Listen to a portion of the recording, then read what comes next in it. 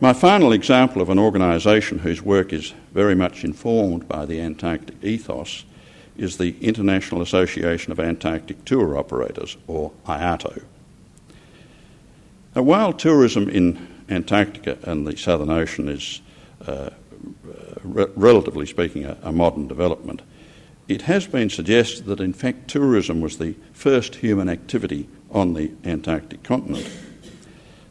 Carsten Borchgrevink, to whom I referred earlier, was the first person to make a human footfall in Antarctica, or so it is said, when he stepped ashore at Cape Adare in 1895. He paid for his berth on the ship which took him there, so perhaps the very first visitor to Antarctica was in fact a tourist. But be that as it may, modern tourism didn't really start until the late 1960s. Now, while tourism does raise some important issues, there is no significant body of opinion that Antarctic tourism should not occur at all. And at least since the 1970s, the policies of the Antarctic Treaty Parties and of the Australian government, and I expect other governments, have been to recognise tourism as an acceptable Antarctic activity. The only real issue is how tourism should be regulated. Greg Mortimer, who's a distinguished authority on Antarctic tourism and, amongst other things, has been a scientific affairs advisor to the New Zealand Antarctic Division, takes a positive view about the management of Antarctic tourism.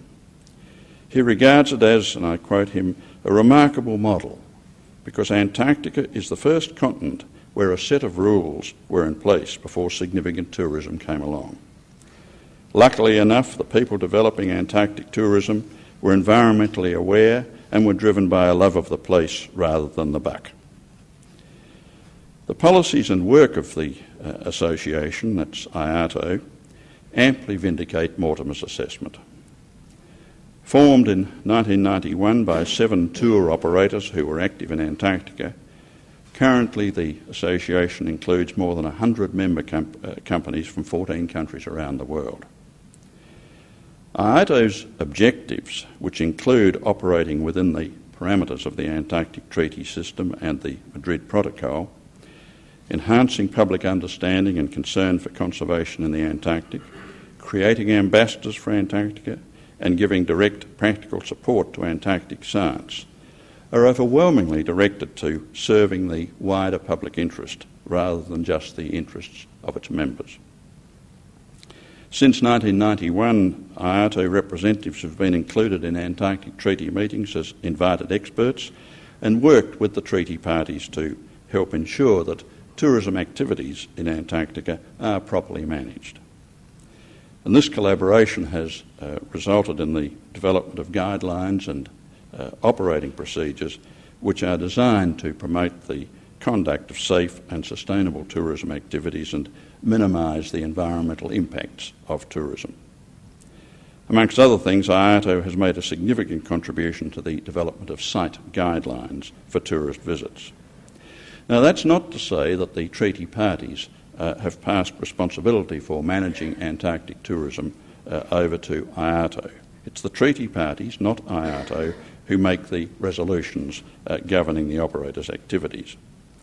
But in doing so, they've been greatly assisted by the expertise and experience of the operators. In some cases, the treaty parties have adopted rules which the association had already put in place, while in other cases IATO has gone even further than the treaty regulations and made additional rules of its own. Now, I recognise, of course, that Antarctic tour operators are not alone in having an association like IATO. Many industries have associations, and many of them purport to do more than merely promote their own interests. But there would be very few industry associations which have such a highly principled set of objectives and such a strong commitment to good practice as those which IATO has. As well, while industry self-regulation is often viewed warily, because it's assumed that in the end, where there's a conflict between self-interest and the public interest, self-interest will prevail, its interactions and history of involvement with the treaty system show that that is not the case with IATO. The four organisations which I've cited illustrate very well the reach of the Antarctic culture. Now just think about those four organisations. CAMLR is an international organisation created formally under the Antarctic Treaty. COMNAP is a committee of representatives of agencies of national governments. SCAR is a committee of an NGO, while IATO is an association of companies from the private sector. And yet, despite the fundamental differences in the nature of those organisations, all four share the same commitment to the same core values which comprise the Antarctic ethos.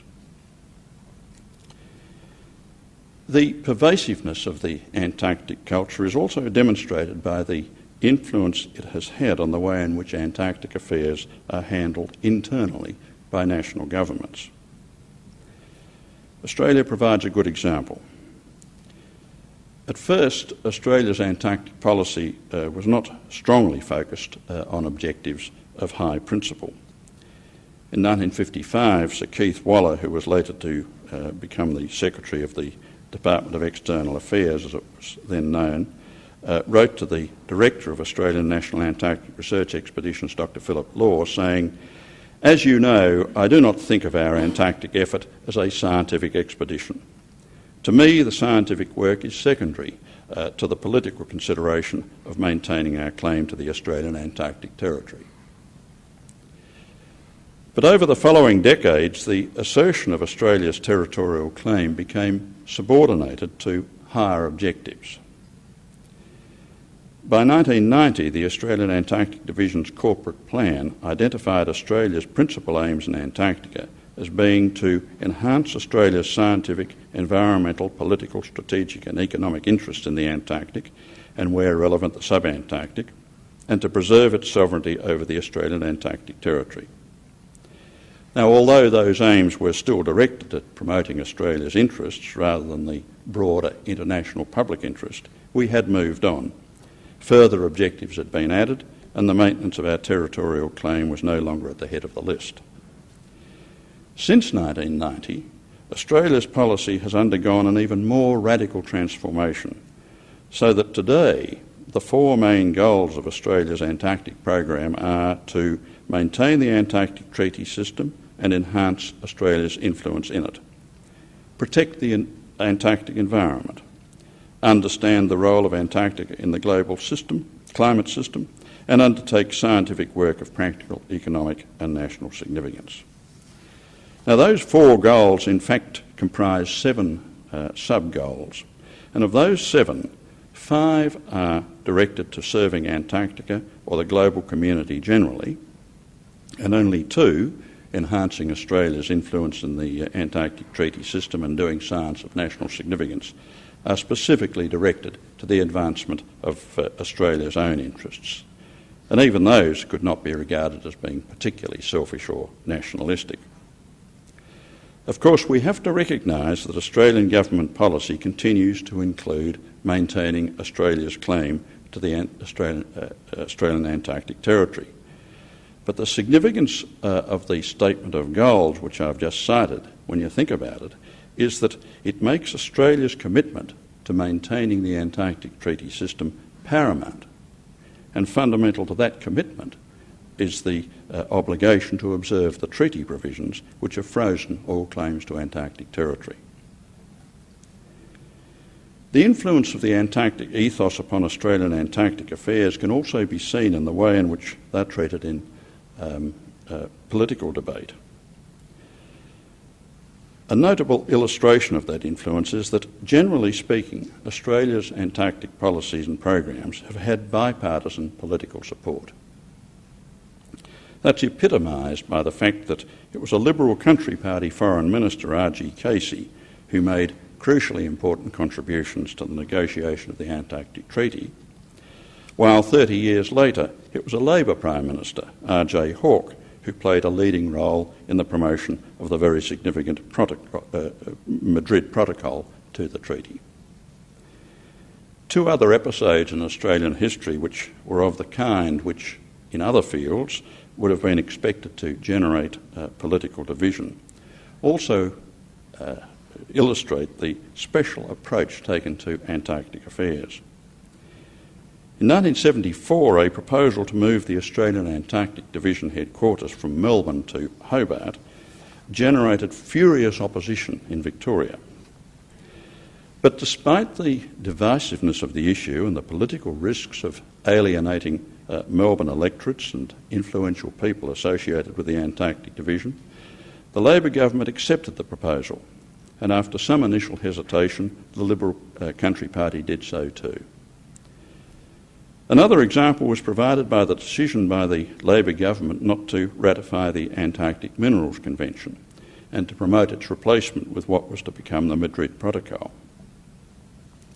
Now, in 1989, after many years of painstaking negotiation, the Minerals Convention had finally been agreed between the treaty parties and was poised for ratification. For the Labor government to then abruptly change Australia's position and abandon the convention was both internationally and domestically highly contentious, to say the least. But when the government did take that step, the Liberal opposition and the Australian Democrats added their support to the government's decision. Tasmania too has largely maintained a politically bipartisan approach to Antarctic affairs. And that has particular significance given that Australia is a federation and that Tasmania is the centre of Australia's Antarctic efforts. That bipartisanship in Tasmania was illustrated by the inaugural Governors' Forum, Antarctic Forum I held in 1996. Now, governors are required to be apolitical in everything that they do. But such is the atmosphere of the Antarctic sector in Tasmania that I felt quite comfortable about taking the unusual step of including the Minister for Antarctic Affairs and his opposition counterpart in the organising committee for the forum. No governor would take that sort of risk in any other area, but in the Antarctic field it was a perfectly comfortable thing to do. I recognise, of course, that politically bipartisan positions are taken in other policy areas too, but I doubt whether there are many, if any, where this has been the case over such a long period or in respect of an area having ramifications comparable to those of the Antarctic sector. I've been citing Australia as a particular example, but it appears that the Antarctic ethos has had a significant influence upon the way in which domestic politics and policy making are undertaken in other countries too. A collaborative study conducted by the prestigious Nansen Institute in Norway concluded that other Antarctic nations also handle Antarctic affairs differently from the way in which they handle other policy areas. Now, those findings that there is interaction and a close alignment between the high principles of the Antarctic Treaty System and national governmental and political processes provide further evidence that there really does exist an international Antarctic culture which is distinct from and transcends the politics and interests of individual countries.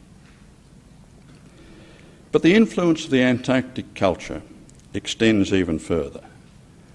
What may well turn out to be its most important and enduring contribution to mankind is the influence which it's had on international relations affecting places and events far removed from Antarctica. In 1960, the United States President Dwight D. Eisenhower gave a famous address to the 15th General Assembly of the United Nations. Amongst other great issues of the time, he referred to what he called the revolution in technology, which he said has opened up a new world of outer space, a celestial world filled with both bewildering problems and dazzling promise. The emergence of this new world, he went on, poses a vital issue. Will outer space be preserved for peaceful use and developed for the benefit of all mankind, or will it become another focus for the arms race, and thus an area of dangerous and sterile competition? The choice is urgent, and it is ours to make. President Eisenhower then went on to respond to his eloquently expressed challenge by advancing the inspired idea that the principles and philosophy of the then recently negotiated Antarctic Treaty should be applied to outer space. The countries of the world responded to his call, and a few years later the Outer Space Treaty entered into force. That treaty's provisions that outer space and celestial bodies shall be accessible to all countries, not subject to any claims of sovereignty, not used for military activities, and shall be freely available for scientific research, could have been virtually copied and pasted from the Antarctic Treaty. I think it's doubtful that the Outer Space Treaty could have been successfully negotiated but for the precedent and inspiration provided by the Antarctic Treaty. The Antarctic culture also makes an important contribution to the international community through the benign civilising influence it seems to have upon everyone who comes within its purview. This has been graphically illustrated on several occasions. The first occurred even before the treaty had come into force. In 1954, following the defection to Australia of the Second Secretary and KGB agent Vladimir Petrov, diplomatic relations between Australia and the Soviet Union were severed and were not to be resumed until 1959. Now, it's extraordinary to compare the barren, tension-filled relationship between Australia and the Soviet Union during those years with the relationship which existed between their representatives in Antarctica. During the summer of 1955, the director of Australia's expeditions, Philip Law, visited the newly established Soviet Antarctic station at Mirny.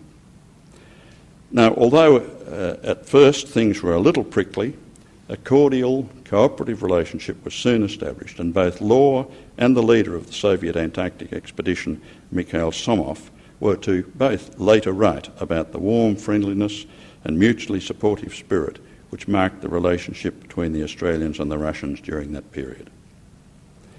A few years later, the beginnings of a thaw in the Cold War were abruptly halted when Gary Powers was captured flying a CIA spy plane in Soviet airspace.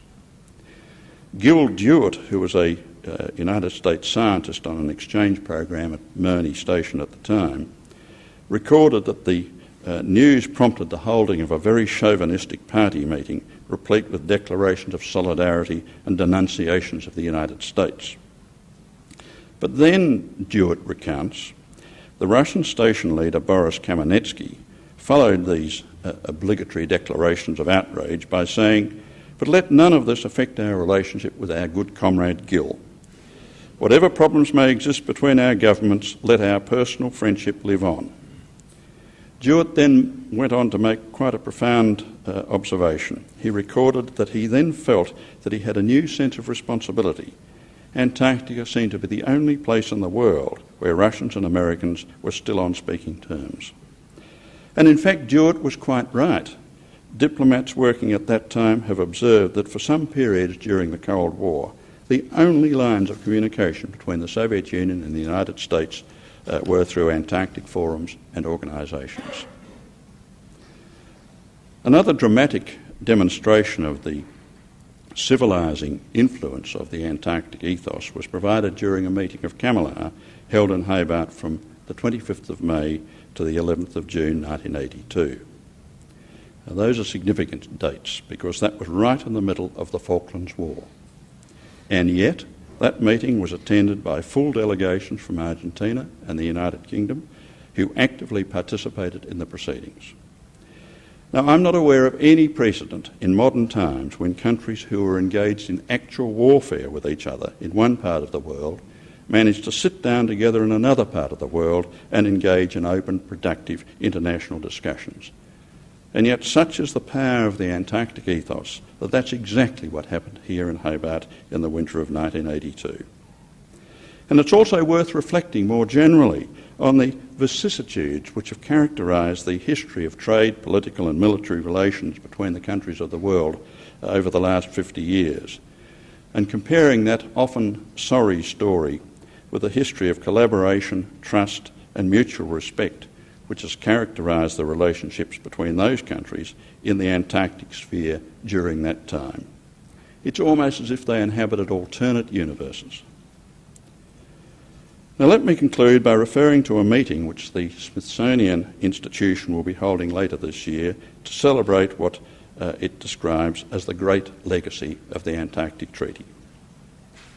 For the purposes of that meeting, the organisers have adopted as their theme the assessment made by an eminent polar explorer and scientist, Professor Lawrence Gould, when he was addressing the United States Senate. The Antarctic Treaty, he declaimed, is indispensable to the world of science, which knows no national or other political boundaries. But it is much more than that. It is a document unique in history, which may take its place alongside the Magna Carta and other great symbols of man's quest for enlightenment and order. Now, bearing in mind that Professor Gould was speaking before the treaty had even been ratified, that was a rather large claim to make. But history has vindicated his prescient assessment. Given its contributions to science, its role in the protection and beneficial use of an entire continent, and the civilising effect it has had upon the countries of the world, the Antarctic Treaty System and its associated culture can be counted as amongst the great achievements of the 20th century.